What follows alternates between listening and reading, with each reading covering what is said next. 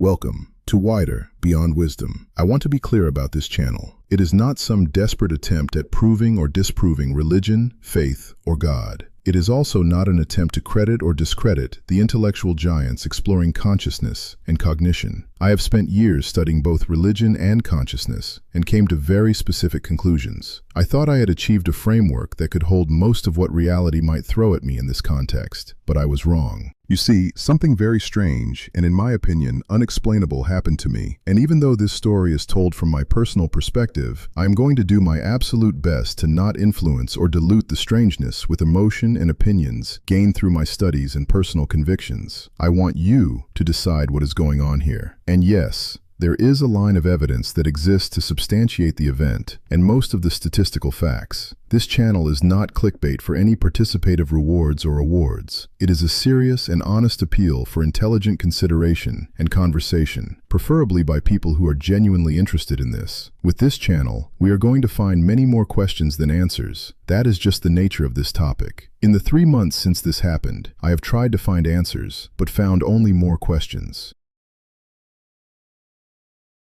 What follows is unexplainable but real and true. You are invited to help figure this out. There was nothing unusual about the day. It was a normal, beautiful Monday morning. I woke up feeling slightly uncomfortable, but didn't think anything of it. It was probably just some sort of pain or ache that comes with being 59 years old. I got up and followed my normal morning routine: bathroom, gym, and getting ready to take Soldier, my crazy dog, out for his morning walk. As normal, both Soldier and I had a great time. Everything went as it normally did. Soldier with too much energy and enthusiasm, just wanting to pull me along. Me having to call him back for the first 5 minutes or so of the walk, until he settled into a more civilized rhythm. Nothing unusual. Back at home, we even did the normal ball chase, barking at neighbors, racing their dogs up and down the fence. Everything absolutely normal. I carried on inside, meaning to take a shower and get about my day, as normal. And then, without warning, without any preceding sensation, extreme pain. Not the kind that builds, the kind that simply appears, fully formed. What followed was just chaos. The thing about pain is that you can never imagine it. Even now, after this experience, I find it hard to remember the pain or how it felt. Suffice to say, it was absolutely debilitating. I had an indescribable pain in my kidneys. They felt about twice the normal size. My stomach, just under my sternum, felt like it had a hot coal in it. Both my sides, in the space between the bottom of my rib cage and the top of my pelvis, felt like someone had stabbed me with a blunt knife. I fell down on the bed, just trying to find some position that would be slightly more comfortable. It didn't work. Desperate for some relief, I eventually ran a hot bath, hoping the water would soothe it somehow. It worked for about 5 minutes. Stayed there until the water got too cold, got out and tried the bed again. No relief. Now I hate going to doctors. I'm just not one of those people who run to a doctor whenever I get a cramp or an ache. But this was unbearable. Anybody who has been through severe, acute pain will know. You eventually even try to make a pact with the universe, or God, or whoever, that if this is your time to die, it should just happen now and get done. It would be relief from the pain. On about the 3rd cycle between the bed and the bath, with the pain just getting steadily worse, if that was even possible, I decided that, if I wasn't going to die, I needed to see a doctor to find some relief. I phoned my fiancée and asked her to make an appointment for me. She did. When she arrived home from work to fetch me to the doctor, she had to help me to the car. I had never before felt so incapacitated. Even walking hurt. I couldn't stand up straight. Sitting hurt. I was absolutely exhausted from the pain. The trip from home to the doctor was hell. There seemed to be a conspiracy of potholes, bent on making the trip as bumpy and uncomfortably painful as possible. About halfway to the doctor, I decided that this was something else. I had to be actually dying. It was impossible for so much pain to just explode into a body so suddenly and severely without pre-warning or cause. I actually started feeling as if life was just draining from me. It was the strangest sensation. I wasn't concerned. I was at peace with whatever was happening, as long as the pain stopped. Finally, at the doctor's, I couldn't walk more than a few steps. I had to get a wheelchair. I have always been fit and healthy, and for the past 7 years or so, I had been caring for disenfranchised elderly people, many of them in wheelchairs. I always felt sorry for them. not being able to imagine what life must be like without being completely independently self-mobile. Now I knew. In a wheelchair, you don't feel sorry for yourself like so many people think. It makes you self-conscious in a way that is degrading and humiliating, and under the circumstances extremely humbling. My doctor happened to see me in the waiting room and took me in immediately. I explained the symptoms to him. He frowned and started examining me. Taking my blood pressure reading, he stopped immediately and told me I had to get to hospital emergency care. He added that an ambulance would take too long to get to me. I should go by car. I asked him what was going on. He said he had absolutely no idea, but that my blood pressure was 244/156 with a pulse rate of 91 beats per minute. Optimal blood pressure is at 120/80. Mine was almost double that, stroke or heart attack territory. Even the 91 pulse rate was exceptionally high for me. Because I was fit, my normal pulse rate was about 59 beats per minute. To save time, he booked me straight to a government hospital and gave me a letter to give to the attending physician.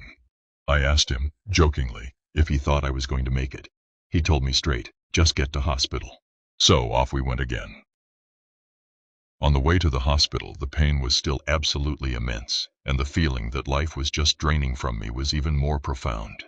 A strange phenomenon is that when the body is in the process of dying, circulation to the extremities, first the hands and feet and then the arms and legs, is restricted. This happens because the body tries to concentrate oxygen-rich blood to the vital organs which need it most to keep it going, like the heart, lungs, liver, kidneys, and brain.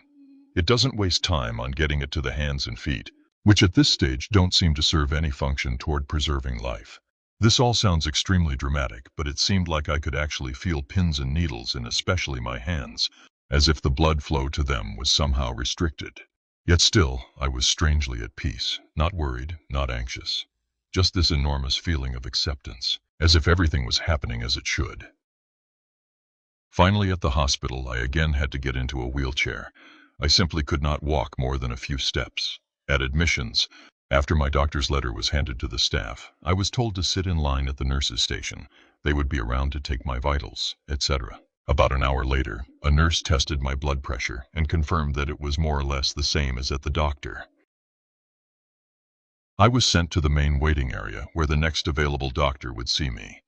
Upon asking about 2 hours later for something for the pain, a doctor appeared and administered a drip. Next, she injected morphine into the drip. The relief was as absolutely immense as the pain had been, just blissful numbness. I felt my head get heavy somehow and still commented on this. I was grateful for the relief and amazed at how sudden that was. And then, my body responded to the morphine. I stopped breathing. My heart stopped.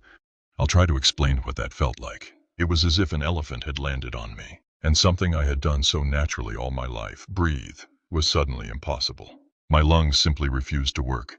And in that moment, which I can only describe as instantaneous, with no sense of transition, something happened that I have been trying to locate inside a coherent framework ever since.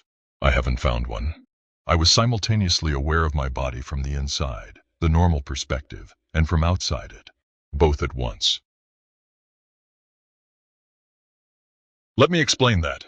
I was seeing as normal, as everyone sees, through my own eyes. Even though I was in obvious distress, I could still cognitively observe what was going on. I was still in the wheelchair, being rushed through the foyer to ICU. I could see people getting out of the way, and ICU in the distance, getting ever closer. But I could also see myself, as if I was standing in ICU, being rushed toward me. How bizarre does that sound? I could see myself being rushed toward me. From the external perspective, the person in the wheelchair was clearly recognizable as me, but something was different.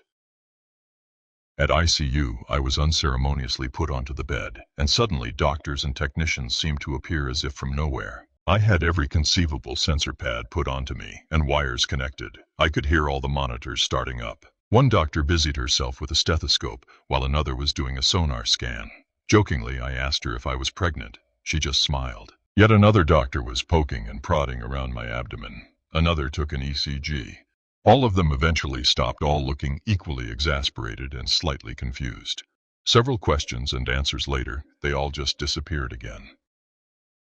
Left alone in ICU, I thought carefully about everything, and I realized that there was something strange, something missing. Even the amazing instantaneous relief brought on by the morphine had not taken the pain away completely. It just made it manageable and a bit more subjective. It was gone completely. Thinking about this, I realized it had stopped at the same instance that I had my strange dual perspective experience. Everything had stopped and disappeared, not gradually, immediately. The pain that had arrived without cause had left the same way. My blood pressure, which had been documented at nearly double its normal level, had returned to normal. Even X-rays showed nothing. All of it, every symptom, every marker, gone. That was 3 months ago. Nothing has returned. Every test, every scan, every investigation they ran came back with nothing. No cause, no explanation, no mechanism, just the numbers and the pain, and no reason for either. My doctor has no explanation. The hospital has no explanation. Every investigation produced nothing. Whatever arrived that day, arrived, served its purpose, and left without trace. I don't know what to do with that. I don't think the word medical is sufficient anymore. I spent a long time on that bed thinking about what had happened. Here's what puzzles me. I'm going to try to describe this as precisely as I can, because precision is the only thing that separates this from the kind of mystical event you've probably already dismissed. How is it possible for a single individual to have two very clear separate perspectives of the same event simultaneously? Does the human brain even have the capacity to do that? And how is one of those perspectives somehow of the self from outside of the self? Okay, so that is the one part of this mystery.